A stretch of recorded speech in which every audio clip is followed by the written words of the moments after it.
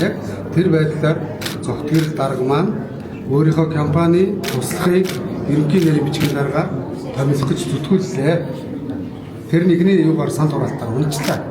Энэ дотор ч бас тоновчонгууд ч байгаа. Ман шиг бас нэг өөрөөр явдаг үзэл бодолтой хүмүүс ч байгаа.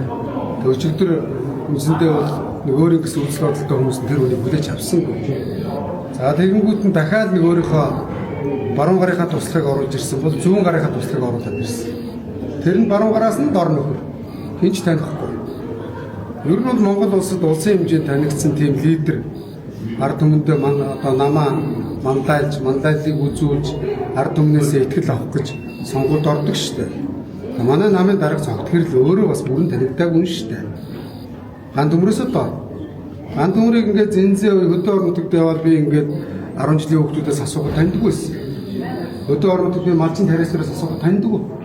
Ямар сегмент таньдаг вэ гэвэл одоо сумын иргэдийн урлагийн төлөөлөгч сумын нэг 2 намын гишүүл таньдаг. Улс төр мэддэг сонирхдаг хүмүүс таньдаг гэсэн шүү дээ. Жирийн одоо иргэдийн дунд танигдаагүй. Жирийн иргэдийн дунд танигдсан хүмүүс гэдэг бол үндэсний хэмжээний те одоо захиагийн хөтөрж Алтмаагийн бат толгой ханагийн хөрсөх те ийм хүмүүс бол үндэсний хэмжээнд танигдсан хүмүүс гэдэг. Тэгэхээр манайд танигдаагүй хүмүүстэй зогтгөр ганд өмрөөс дор. Намын ерөнхий нэрийн бичгийн дарга тэгээд танигдж хүлэн зөвшөөрөгдөж хийж танигддаг юм аа. Тэгээ би яг энийг ярих гэж байна. Тэгээ зогтгөрл даргаыг өөрөө гүйц танигдаагүй гэж өөрийнхөө хинч танихгүй туслахыг тавих гэж байгаад би энэ хүний лидер биш юм бэ? Ямар жижигхэн сэтгүүлтэй бэ гэж харж байна. Харин би зогтгөрл дарга дээр өнөөдөр орж хэлэх гэж байна. Намайг дагж яваад Монгол улсыг тойроод бүрэн танигдвал танигдаарай. Тийм ээ? Энэ өөрөө бол одоо энэ дотор чи манайхан чинь нэг аваагүй байхад авгаа сайхан, алаагүй байхад үнэг сайхан гэдэг намын даргын суудлын дээр очихороо би ерөнхий сайд болчлоо. Мөн үү? Миний ойр тойрных Монгол улсын засгийн газрын гишүүн сайд болно.